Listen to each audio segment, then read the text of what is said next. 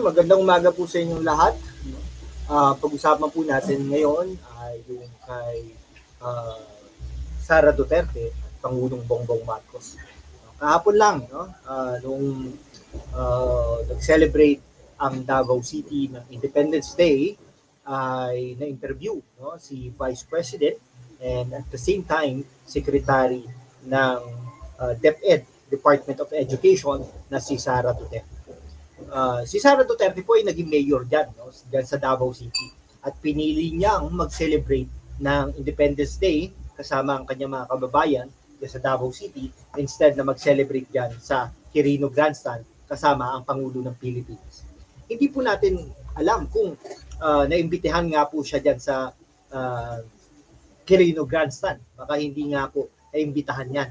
Pero si Gloria Macapagal-Arroyo, dating Pangulo ng Pilipinas, na parang we assume na kakampi siya ng mga Duterte, pero ngayon parang hindi na kakampi ng mga Duterte at kakampi na yan ni Romualdez at ng mga Marcos. Si Gloria Macapagal-Arroyo ay isang lakas NUCP. Okay? Tapos in-interview po yan si Sara Duterte na kung may unity team pa ba, no?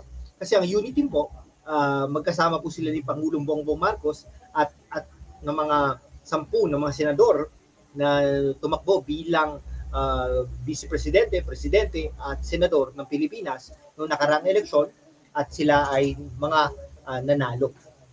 Okay? Malakas po yung tandem na yan. Kaya nga po sila nanalo. Kaya lang, sa kasamaang palad, hindi na po nag-i-exist yan. Sinabi na po natin yan, na-predict na po natin yan. No? Kung nakikinig po tayo sa ating mga programa, ay na po tayo yan.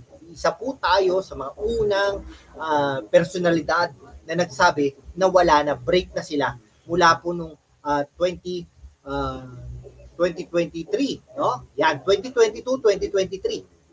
Sinabi na po natin yan. Dahil nga po, sa paghihiwalay nila ni Speaker Romualdez. Ayan, nasabi na po natin yan. Kaya po isa tayo sa mga political vloggers na nagsabi niyan. No? Tayo po, pinagmamalaki po natin yan. Tayo po ay nag-predict na yan. Okay? Tapos, nag-predict din po natin na mananalo si Bongbong Marcos at si Sara Duterte.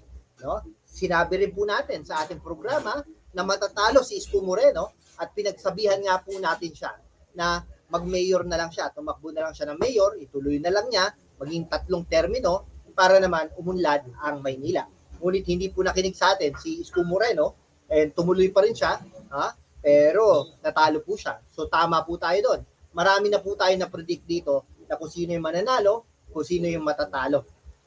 Okay? So yung pag-iwalay na yan, nagsabi na rin po tayo niyan. Okay? Ngayon po, kino-confirm lang ng mga personalidad na talagang hiwalay na. Sabi nga ni Sara Duterte, kandidato. Nung kandidato sila, dinala nila ang unity team. No? Anong tawag doon? Binola nila ang mga tao. No? Pero alam nyo, ang personalidad ng Duterte at ng Marcos ay talagang magkaiba. Magkaiba po yan no? Mapapansin nyo, nag-start po kasi na mayor, no? Mayor si ang mga Duterte, nag-mayor yan. Parang kumbaga executive, local executive, no? Kaya bagay na bagay din po bilang maging Pangulo ng Pilipinas. Hindi nga lang po natin alam kung mananalo ito si Sara Duterte. Alam nyo, noong umpisa sinabi natin, by default, siya na magiging Pangulo ng Pilipinas hanggang dumating yung mga natin, no? Ito pa, si Speaker Romualdez, no, nagbabalak na tumakbo yan ng presidente ng Pilipinas. Kung hindi magpapalit ang forma ng gobyerno, ay hindi po mananalo yan. Kasi po, wala pa pong nanalo na Speaker of the House na nagpresidente. No? Itagaan nyo na po yan sa bato. Hindi po mananalo yan. Okay? Hindi po mananalo yan si Speaker Romualdez unless otherwise, magbago ang setup ng gobyerno. Okay? Kasi po, ganun ganun ang perception ng tao. Pero, mag-iiba po yan kung si Speaker Romualdez ay tatakbo bilang senador ng Pilipinas, manalo yan na bilang senador, mag-Senate President yan, sa next 3 years ay talagang mag-iiba naman ang di ba? Pero ganun si Manny Villar po, di ba? Nag-Speaker of the House, nag-senador, Senate President, tumakbo bilang presidente ng Pilipinas, ang natandaan ng tao ay nung naging Speaker of the House siya. Kaya po natalo yan. Ganyan po, no? Or ang gagawin po ni Speaker Romualdez ay ano siya, no?